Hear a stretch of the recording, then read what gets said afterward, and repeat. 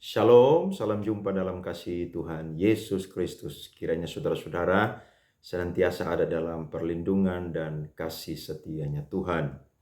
Saya rindu untuk berbagi satu fenomena yang Kristus sudah menubuatkan sebelum kedatangan Dia yang kedua kali, yakni bagaimana sebelum Dia datang kembali yang kedua kali, maka ada satu fenomena yang akan terjadi di seluruh dunia, yakni akan munculnya para nabi-nabi palsu ataupun juga pengajar-pengajar sesat.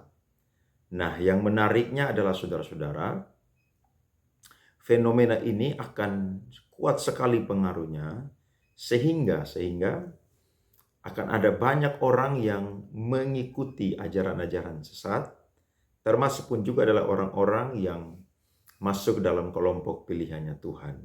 Coba saya baca satu firman, Matius 24, ayatnya yang ke-24. Sebab Mesias-Mesias palsu dan nabi-nabi palsu akan muncul dan mereka akan mengadakan tanda-tanda yang dahsyat dan mujizat-mujizat, sehingga sekiranya mungkin mereka menyesatkan orang-orang pilihan juga.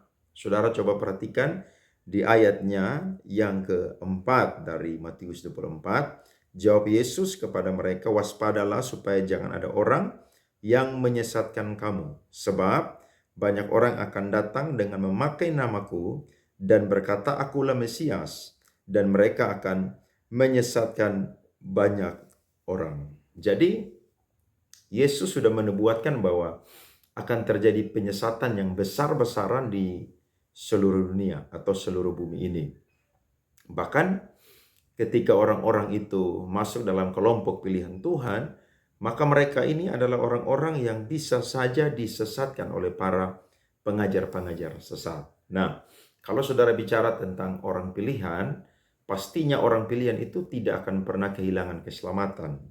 Tetapi dalam konteks ini adalah orang pilihan pun juga bisa tersesat. Nah, bagaimana caranya supaya orang-orang pilihan itu tidak tersesat? Solusinya yang Alkitab katakan adalah orang-orang Kristen harus senantiasa bertekun di dalam pembacaan, perenungan firman Tuhan, dan juga meneliti firman Tuhan. Itu satu-satunya cara supaya saudara bisa membedakan mana para pengajar sesat, mana para nabi palsu, mana para pendeta palsu, dan juga mana pendeta yang benar atau pendeta yang sejati. Kalau tidak, saudara-saudara tidak akan pernah bisa membedakannya. Karena memang pengajar-pengajar sesat itu mereka muncul dengan trik-trik mereka masing-masing. Mereka akan menyusup dengan cara yang halus. Mereka itu akan memakai segala cara untuk bisa menghipnotis para jemaat-jemaat Kristen. Saya sendiri sebelum jadi pendeta, saya adalah seorang yang pelayanan, dan saya melihat ada banyak pendeta ya yang ketika mereka berkhotbah ya, waktu dulu saya belum terlalu kritis dan juga belum banyak belajar, saudara-saudara, saya anggap ini sesuatu yang tidak penting. Tapi ketika saya jadi gembala pendeta sekarang, saya sangat-sangat terbeban untuk terus bersuara soal kebenaran-kebenaran yang sejati tentang Alkitab dengan setiap firman-firman yang dicatat, dan ini menjadi tugas seorang hamba Tuhan untuk mengajarkan, menyampaikan, berbagi kepada jemaat-jemaat Kristen. Sehingga kalau saya dan saudara membaca Alkitab, maka apa yang Yesus ini sampaikan itu juga diulangi atau dipertegas oleh Rasul Petrus. Saya akan baca untuk saudara-saudara 2 Petrus pasal yang kedua, ayat 1 sampai ayatnya yang ketiga. Saudara perhatikan, sebagaimana nabi-nabi palsu dahulu tampil di tengah-tengah umat Allah, demikian pula di antara kamu akan ada guru-guru palsu. Mereka akan memasukkan pengajaran-pengajaran sesat yang membinasakan, bahkan mereka akan menyangkal penguasa yang telah menebus mereka, dan dengan jalan demikian segera mendatangkan kebinasaan atas diri mereka. Saudara-saudara, ini jelas bahwa apa yang Petrus ini sampaikan secara profetik, ini adalah sesuatu yang sudah terjadi hari-hari ini. Dan kalau saudara perhatikan, jelas Rasul Petrus mengatakan bahwa pada zaman perjanjian lama, pada zaman gereja mula-mula, itu telah muncul para nabi-nabi palsu. Maka pada akhir zaman pun juga sebelum kedatangan Kristus yang kedua kali, maka akan muncul juga yang namanya nabi-nabi palsu. Nah, ini sesuatu yang berbahaya saudara-saudara, karena Alkitab berkata bahwa nabi palsu itu munculnya bukan di luar gereja, tapi dari dalam gereja. Saudara coba teliti, coba mengkritisi firman Tuhan ini sesuatu yang berbahaya. Karena kalau jemaat Kristen itu tidak punya kepekaan untuk bisa membedakan mana pendeta yang sejati, mana pendeta yang palsu, maka jemaat Kristen itu akan terhipnotis dengan apa yang mereka sampaikan, dengan penampilan mereka, dengan kata-kata mereka yang manis, dengan sikap mereka yang lemah lembut. Padahal sebenarnya mereka adalah orang-orang yang sedang memungkiri kuasa, ya, otoritas, ya, daripada kitab suci atau firman Tuhan. Nah, ini sesuatu yang harus dibendung oleh gereja, sesuatu yang harus disuarakan oleh para pendeta-pendeta, supaya jemaat yang kita pimpin, jemaat yang kita layani adalah jemaat-jemaat yang menghormati kita, jemaat-jemaat yang respect dengan kita, jemaat-jemaat yang sangat punya rasa menghargai kita sebagai pendeta. Tetapi kita harus tanamkan kepada mereka bahwa sikap atau semangat untuk mengidolakan kita sebagai pendeta itu tidak boleh. Ini yang seringkali saya khotbah di mana-mana kalau bicara tentang konteks kepemimpinan, maka saya selalu bilang bahwa jangan pernah mengidolakan seorang hamba Tuhan.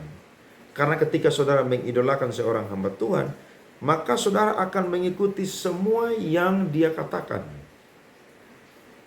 Dan kalau saudara mengikuti semua yang dia katakan, kalau itu positif atau itu alkitabiah, puji Tuhan. Tapi kalau saudara mengikuti sesuatu yang sesat, dan itu benar-benar sesat, dan saudara masih membela dia, maka saudara adalah orang yang masuk dalam kelompok orang pilihan yang disesatkan. Nah, kalau saudara tidak sadar, tidak bertobat, ini sesuatu yang berbahaya. Kenapa? Karena nabi palsu dan para pengikut-pengikut mereka, tempat mereka bukan di sorga, tapi tempat mereka itu ada di neraka. Jadi, saya waktu mempelajari firman Tuhan ini, saudara-saudara, saya menemukan bahwa di mana ada sesuatu yang asli, pasti di situ ada sesuatu yang palsu. Di mana ada pemberitaan firman Tuhan yang sejati, maka di situ ada pemberitaan firman Tuhan yang palsu. Ini sesuatu yang kita melihat hari-hari ini, saudara-saudara. Perkembangan sosial media yang begini pesat, saudara, yang begini cepat diakses. Ya, kita akan melihat para pendeta-pendeta mana yang palsu, mana yang sejati, saudara-saudara. Ya, saya lanjut di ayat yang kedua. Banyak orang akan mengikuti cara hidup mereka yang dikuasai hawa nafsu, dan karena mereka jalan kebenaran akan dihujat. Nah, orang-orang yang tidak percaya kepada Tuhan Yesus Kristus atau membenci kekristenan, mereka akan memakai ajaran dari para nabi-nabi palsu ini untuk menghujat Tuhan Yesus Kristus. Ada berapa banyak video dari para pendeta-pendeta palsu yang sedang viral hari-hari ini, yang dipakai oleh orang-orang bukan Kristen sehingga menjatuhkan derajat, ya, tiang iman dari kekristenan, yakni Yesus Kristus sebagai Tuhan Allah dan Juru Selamat, penebus satu-satunya, itu runtuh, saudara-saudara. Dan ini sesuatu yang berbahaya. Kenapa? Kalau pendeta-pendeta tidak bersuara menyuarakan kebenaran, ya, mengajar jemaat untuk kritis, maka akan ada banyak sekali orang-orang Kristen yang murtad meninggalkan Tuhan Yesus Kristus. Karena mereka mudah sekali, saudara-saudara, untuk mengikuti para pendeta-pendeta palsu atau para penyesat-penyesat ini. Karena Alkitab berkata di ayat yang pertama, kalau kita baca, mereka pun juga akan memasukkan pengajaran-pengajaran sesat yang membinasakan. Bahkan mereka akan menyangkal penguasa yang telah menebus mereka, dan dengan jalan demikian mereka mendatangkan kebinasaan atas diri mereka sendiri. Ketika orang bertanya, apakah Yesus Kristus adalah Tuhan? Maka mereka akan berkata, Tuhan itu satu, ya. agama itu sama. Sorga itu tidak ada perbedaan, tidak ada yang namanya pembagian-pembagian ya, kapling-kapling dan lain sebagainya. Nah, saudara-saudara, ini bukti bahwa orang tersebut atau pendeta tersebut adalah pendeta yang palsu atau nabi palsu. Ya, kalau saudara jadi jemaatnya, saudara harus berani untuk menegur, harus berani untuk mengkritisi. Kalau dia tidak mau untuk dikritisi dan saudara tahu bahwa itu sesuatu yang menyesatkan, saudara berani ambil tindakan. Ya. Ingat, Yesus pernah berkata kepada Petrus bahwa gembalakanlah domba-dombaku, bukan domba-dombamu. Jadi jemaat itu milik daripada Kristus. Ya, gereja itu milik daripada Kristus, bukan milik dari sang gembala, saudara-saudara. Sehingga kalau saudara menemukan pendeta yang sesat, pendeta yang benar-benar tidak mau menerima masukan, nasihat, ya, kritisi dari saudara-saudara, maka segera tinggalkan pendeta itu. Karena buat apa saudara ada di gereja yang mungkin fasilitasnya bagus, ruangannya bagus, sound systemnya bagus, ya, dan lain sebagainya, tapi ajarannya kacau, saudara, ajarannya sesat, maka tidak ada kompromi untuk hal ini. Ya, Paulus saja menganatema, bahkan malaikat sekalipun yang mengajarkan ajaran yang sesat, Paulus mengutuk, ya, menganatema bukan cuma terpisah dari gereja, tapi itu terpisah dari Kristus, saudara-saudara. Nah, ini harus dilakukan oleh para hamba-hamba Tuhan. Karena gerakan pluralisme, saudara-saudara, ini sedang berkembang di mana-mana. Ya, sehingga orang berkata bahwa agama manapun bisa mencapai surga.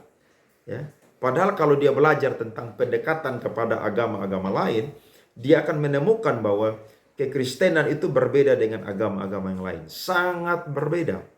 Karena agama-agama yang lain yang sekedar bicara tentang agama, tentang bagaimana cara untuk mencapai Tuhan, caranya untuk bisa masuk surga.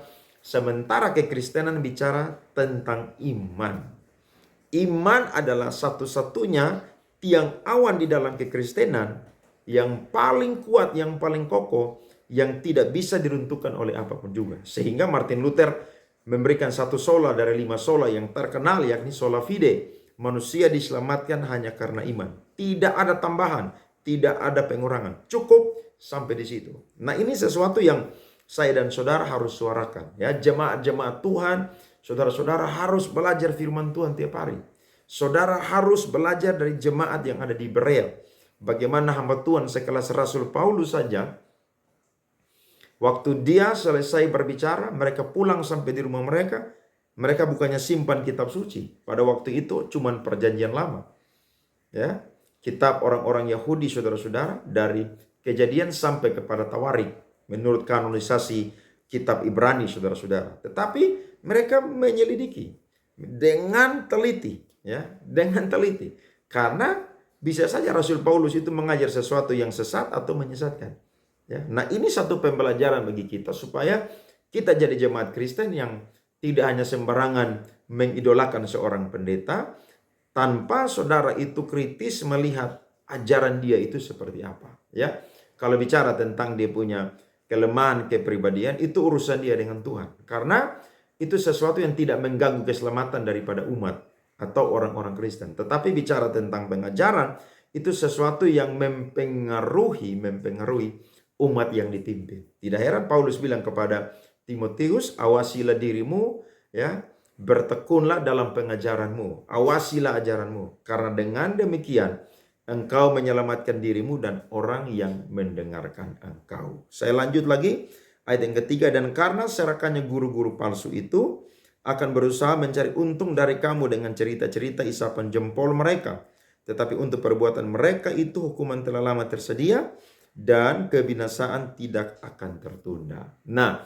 salah satu ciri dari para pendeta palsu adalah ketika mereka berkhotbah, maka mereka menceritakan cerita yang menurut daripada Rasul Petrus adalah cerita-cerita isapan jempol mereka. Kalau kita pakai katanya Rasul Petrus adalah dongeng-dongeng, silsilah, ya. Ketika dia khotbah, saudara-saudara, dia lebih banyak melucu. Ketika dia khotbah, dia itu lebih banyak cerita dia punya pribadi, ya. Ketika dia berkhotbah, saudara, ya, dia lebih banyak memotivasi, bukan menceritakan firman Tuhan, mengeksposisi Alkitab, yang menerangkan latar belakang firman Tuhan, ditarik benang merahnya ke konteks hari ini supaya jemaat bisa paham secara logika dan juga secara hati, secara batin dipuaskan. Itu tidak mereka lakukan. Dan saya suka sekali dengan apa yang pendeta Stephen Tong itu katakan. Pendeta Stephen Tong mengatakan bahwa yang laris di akhir zaman adalah pendeta-pendeta yang berkhotbah, ya, di mana khotbah-khotbah mereka adalah berisikan dongeng-dongeng atau motivasi, ya, bukan berisikan khotbah-khotbah yang bersifat pengajaran atau doktrinal.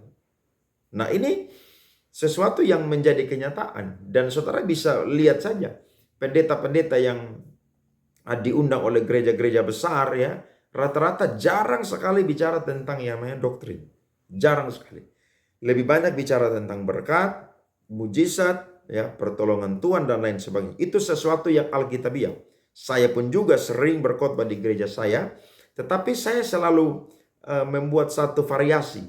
Kayak contohnya, saya khotbah hari ini atau minggu ini doktrinal. Nanti minggu depan bisa saya doktrinal atau praktikal. Jadi itu diseimbangkan, karena kalau jemaat dikasih khotbah doktrin terus, saya yakin mereka pun juga berat karena mereka tidak belajar teologi. Tapi sepandai-pandainya kita untuk yang namanya bisa mengemas supaya jemaat pun juga bisa memahami doktrin-doktrin dasar Kristen, iman Kristen, bahkan juga secara praktikal mereka pun juga melakukannya. Jadi saudara-saudara, ini satu beban yang setiap pendeta harus menyuarakan kepada jemaat-jemaat mereka untuk rajin membaca firman Tuhan, ya.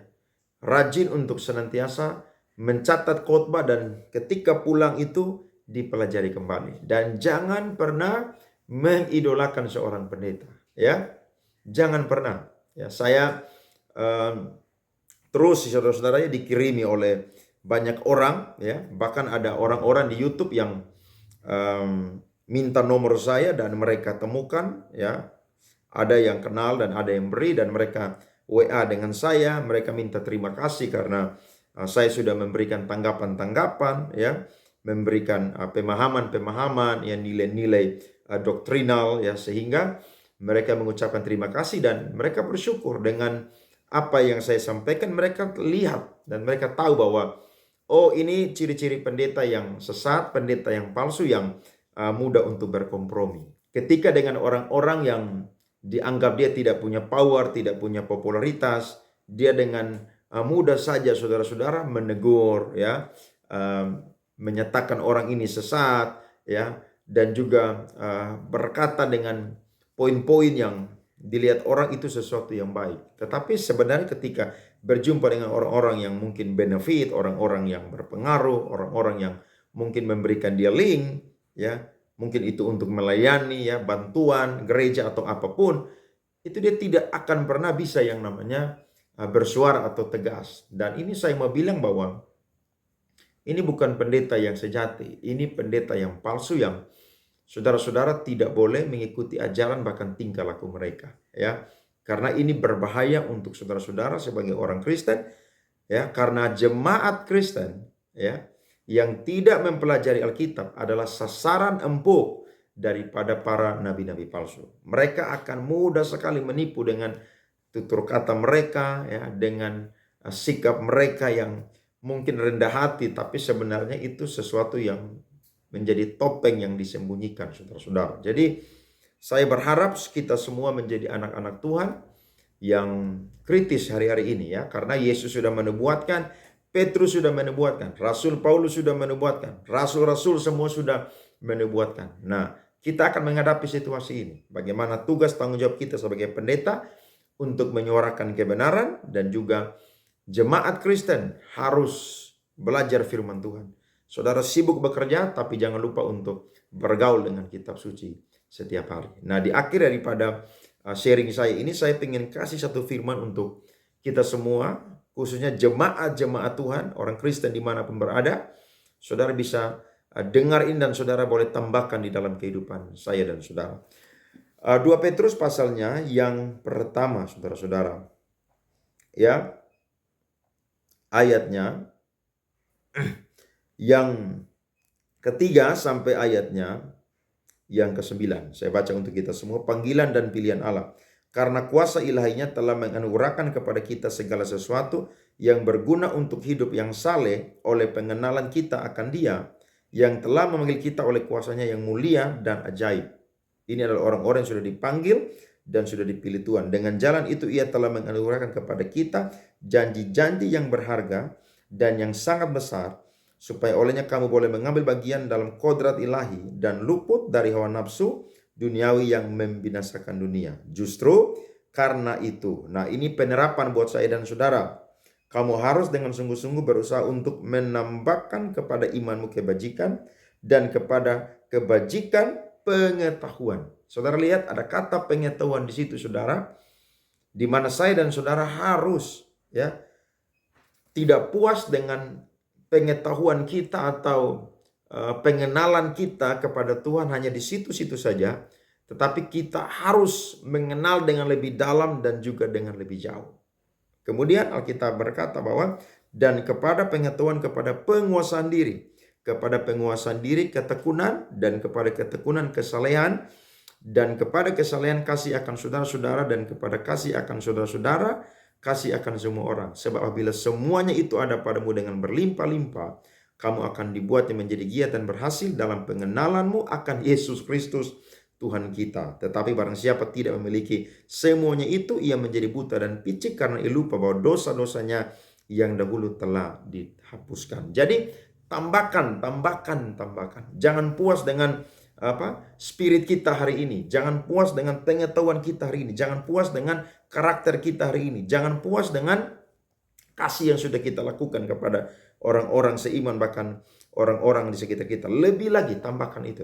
Karena Tuhan punya kerinduan saya dan saudara mencapai kesempurnaan ketika Kristus itu nanti datang kembali yang kedua kali. Sebab saya suka dengan apa yang dikatakan oleh Rasul Paulus dalam surat Kolose bahwa seluruh kepenuhan Allah itu berdiam di dalam Kristus Yesus. Kalau saya dan saudara mengenal Kristus, mengenal Dia lewat firman-Nya, maka saya percaya semua yang baik, semua yang indah, semua yang hebat, semua yang berguna dari sorga, dari Kristus, itu akan dilimpahi kepada saya dan saudara. Terima kasih. Kiranya sharing ini boleh menjadi berkat untuk jemaat Kristen dimanapun Anda berada. Shalom.